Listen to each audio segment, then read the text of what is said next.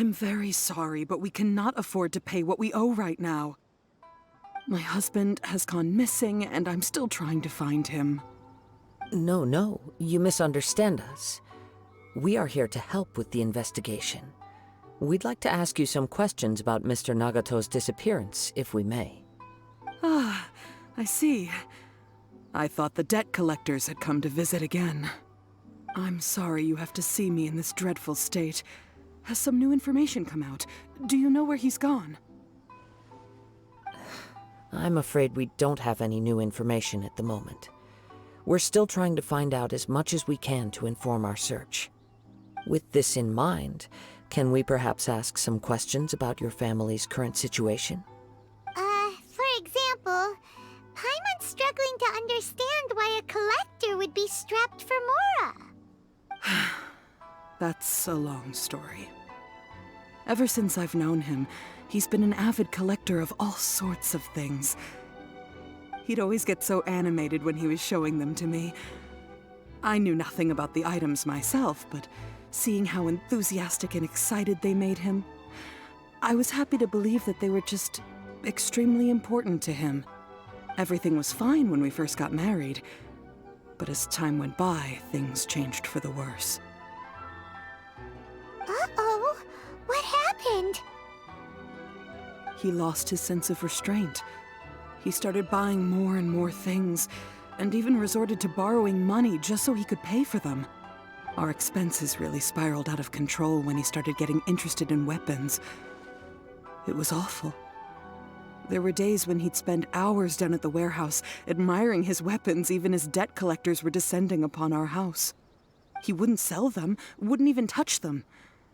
Just sat there staring at them like he was in a trance.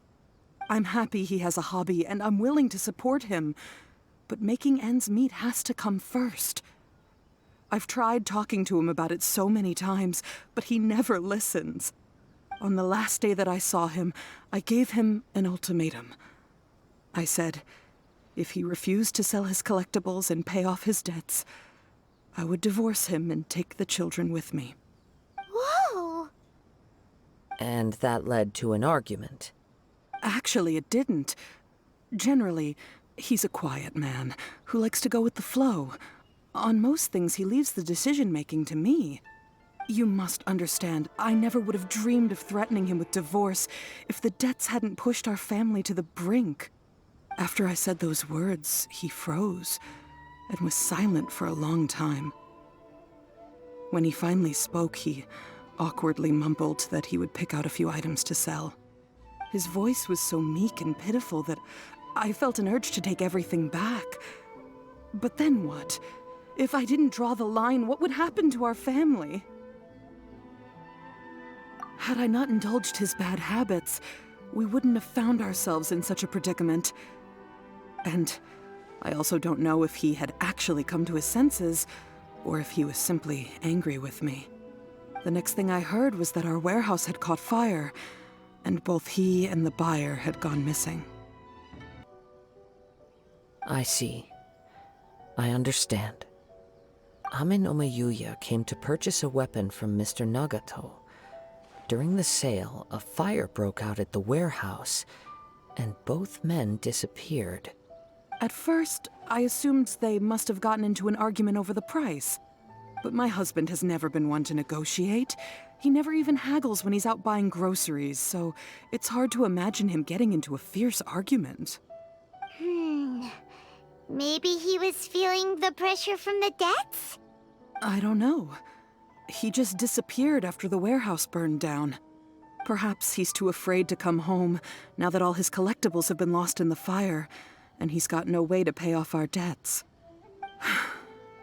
Even though I'm still a little mad at him, we're a family, and I want us to face our family's crisis together. As long as he's willing to turn over a new leaf, I know we can work things out. Please don't get upset. There could be more to this situation than meets the eye. If collecting things is a habit that Mr. Nagato had his whole life, it is quite unusual for this habit to change so drastically over a short period. But the information we gathered from the other side suggests Amenoma Yuya is also a mild-mannered man who would not be likely to start an argument. This situation is getting a little confusing. A little confusing? More like completely mystifying. Let's try a change of scenery and see if we can piece together what we've learned. Rest assured, we'll notify you if we find anything. Thank you so much. I just want him to come home.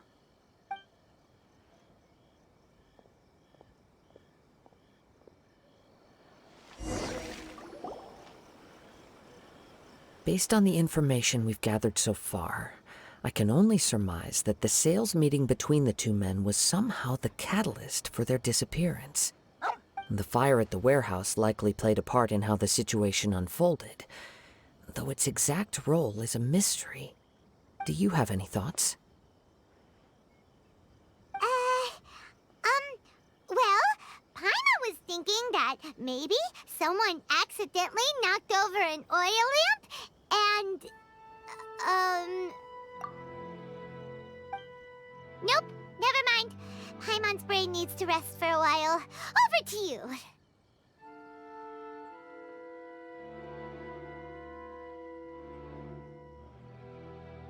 An interesting explanation.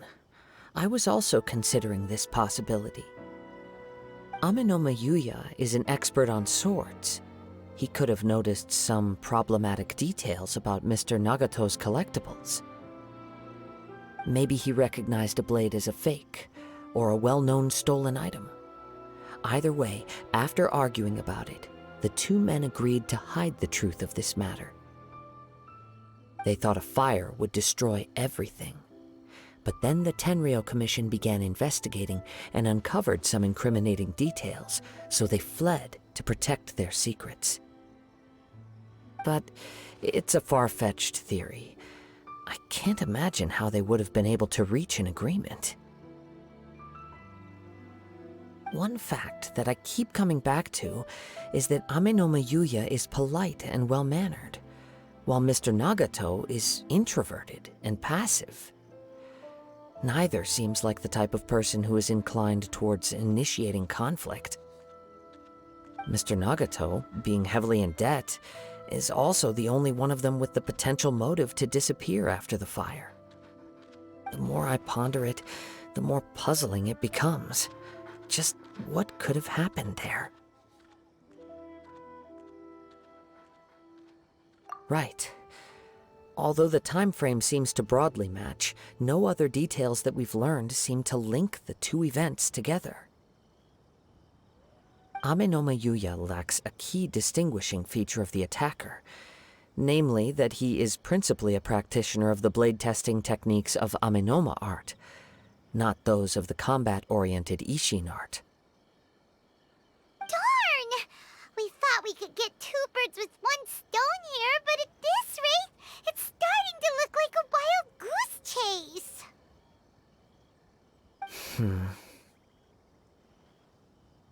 Let's keep going, since we've come this far. If we can solve the case, both Mr. Amenoma and Mrs. Nagato will be able to get some closure.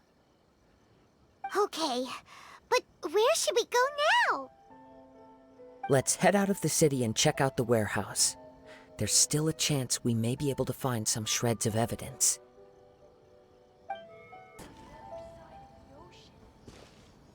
Wait. I hear something ominous in the wind. Oh! This must be another one of those sounds that only you can hear. As sketchy as that whole thing seems, you did put it to good use when we were chasing down that vision thief at Beto's tournament, so... Now I'm picking up a strong scent in addition to the sound. It's right around here somewhere.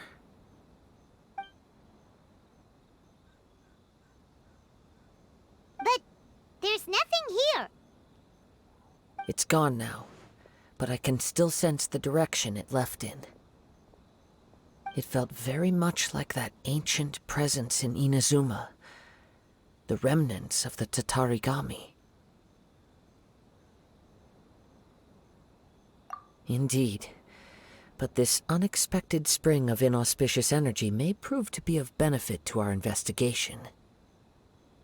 We should remain vigilant and approach slowly.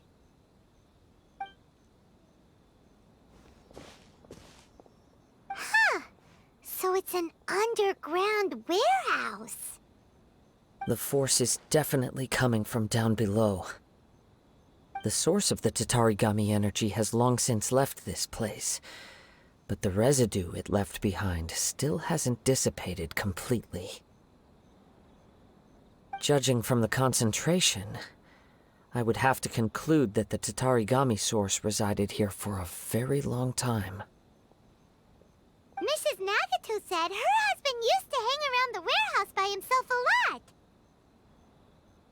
It could well be that he was already under the influence of Tatarigami energy at that time. From what I've been told, Tatarigami does not turn all upon whom it preys into violent monsters. But most will develop a stubborn streak upon being exposed to the Tatarigami's unfulfilled will. Their interests become fanatical obsessions. Mr. Nagato had an interest in collecting to begin with.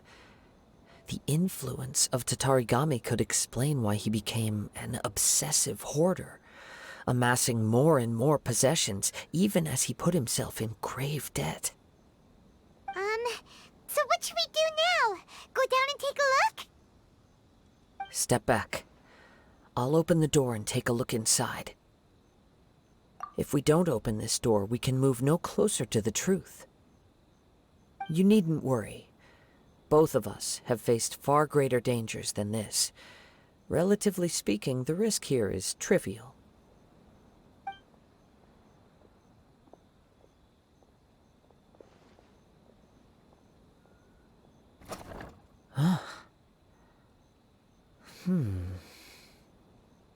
What's down there? Everything's buried in debris. I can't see anything. It looks like the fire caused a cave-in, reducing the entire warehouse to rubble. That was too scary! Paimon was so sure that the warehouse boogeyman was about to jump out at us! All we can do now is keep searching in the direction that the Tatarigami energy source left this place. Two ordinary humans, entangled with the Tatarigami. I fear much misfortune has already befallen them. Yes, let's go. If nothing else, it's vital that we find out where this Tatarigami energy is coming from. Quiet your mind and focus on what you sense around you. Perhaps you, too, will perceive its ominous presence in the wind.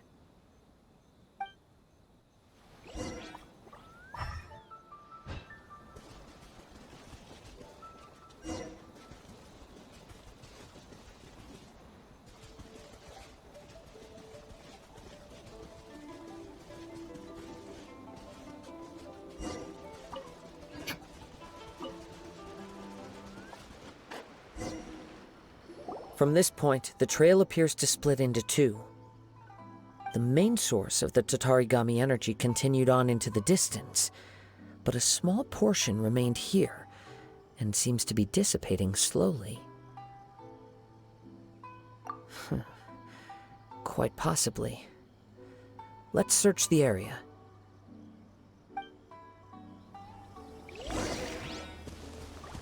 Whoa! Look at all those hilly churls! They're acting really strangely. Something seems to be drawing their attention. Let's take a closer look.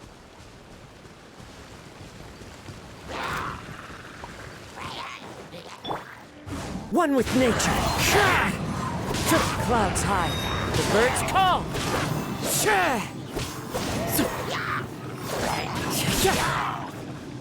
The wind knows.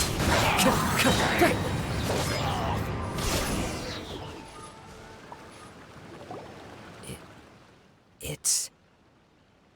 Ugh! Look at this red stuff! What is it? By the looks of it, a letter. written on a piece of torn clothing. The ink is bone dry. It must have been written quite some time ago. Well, let's take a look.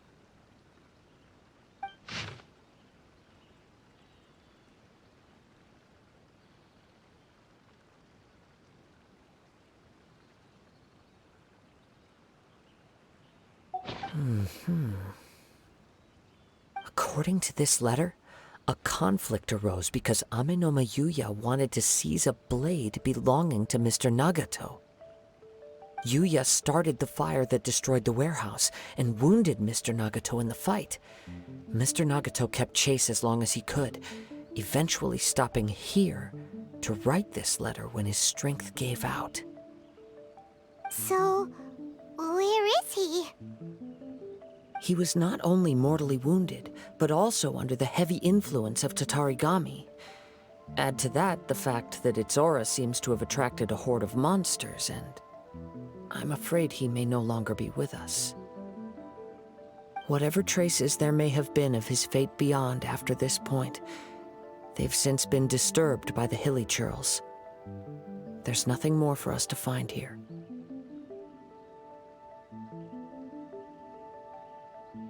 Yes, right now we need to uncover some more important truths.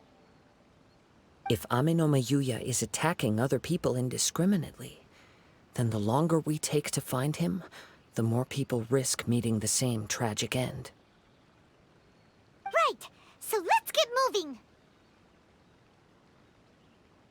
I wouldn't be surprised if he too fell prey to the influence of the Tatarigami. For a practitioner of the martial arts, the easiest desire to inflame would be their pursuit of further power and skill. All the clues that at first seemed disparate and disconnected, it seems that now we know the thread that runs between them. I have a hypothesis that, if it's correct, not only explains the series of events leading to the two men's disappearance, but also zeroes in on the attacker's identity. Wait, you figured it out? So these two cases are connected after all? I believe so. But it's something of an outlandish idea. I will only be able to confirm my suspicions once we've met him in person. On with the search. We must stay vigilant. At any point now, we may find ourselves in danger.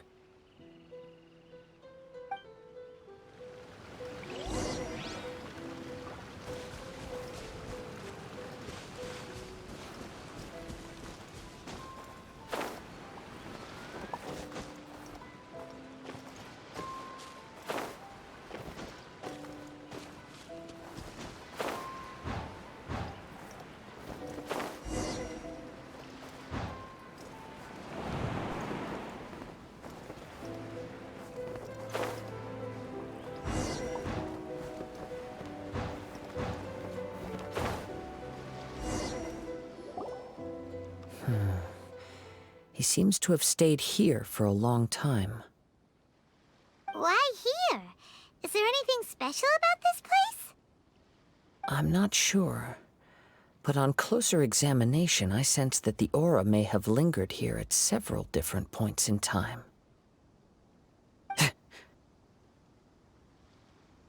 Show yourself! It's no use hiding anymore.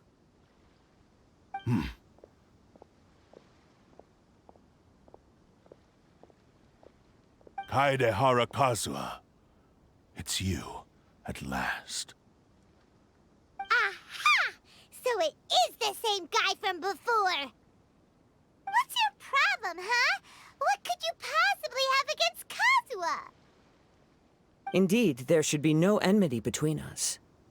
If it is Ame no Yuya that stands before us. But what if instead of facing Ame no Yuya, we are in fact facing the blade in his hand? Now that you mention it, it is giving off a strange light. Whoa, whoa! Surely you don't mean... Are you serious? Tatarigami energy often lodges itself within physical objects, then works to subtly affect any living organisms in its vicinity. The blade has resided in Mr. Nagato's warehouse for many years, affecting his state of mind, and more recently using the sale as a means to affect, or rather, as a means to occupy Ame no Mayuya's body. You're sharper than I thought. You've already deduced the truth of the matter. Many, many years ago, I was forged by a famed bladesmith of the Ishin tradition. I was his pride and joy. In me, he placed all his hopes and dreams. As a descendant of the Kaedehara clan, you should be able to guess our greatest regret. I presume it has something to do with the Raiden Gokaden. Indeed. At that point in time, he failed to live up to the Raiden Shogun's expectations. In the end, all he could do was to flee the nation by sea on a ship bound for Snezhnaya. He was a bladesmith of great renown, a master of his craft. There was nothing that he could not accomplish. All he needed was more time and a little faith. And sure enough, in the end, he achieved what he had set out to do. All of his life's work, his wisdom, his skill, it culminated in his creation of me. He not only bestowed upon me the greatest of strength, but also endowed me with a consciousness of my own. In her conceit, the Raiden Shogun lost not only the single most perfect blade in the entire world, but also an irreplaceable achievement in the art of blade forging. So, swords can become conscious and control people? The people of the time in which I was born never believed I had that kind of power. They saw me as a mere blade, a sharp and well-crafted one, but in all other respects an ordinary weapon. But that gave me the opportunity to take action. After the death of my creator, I decided to leave Snezhnaya and began my long quest to return to the distant land of Inazuma. Moving from one person to the next, I controlled the minds of countless hosts along the way, each bringing me one step closer to my ancestral home. I seek but one thing: to face the full force of the Raiden Shogun's blade and prove my power, the might of Ishin art! Ah, so Ame no Mayuya was not your first victim. Tell me, what happens to those you've possessed when you've finished using them? My hosts? Who cares what happens to them? They are but tools that serve my mission. When they got tired, or injured, or unusable, I hopped to the next one in line. All I needed them for was to take me back to Inazuma. You're awful! After I returned to Inazuma, I decided to bide my time in Nagato's warehouse until Ame no Mayuya handed himself over to me on a silver platter. At long last, I'm approaching my journey's destination. By Ame no Mayuya's body, I have found you, and by your hand, I shall defeat the Raiden Shogun! Kaedehara Kazuha, you stood against the Raiden Shogun's Muso no Hitotachi. There can be no other to serve as my host for what is to come. Now, give your body over to me!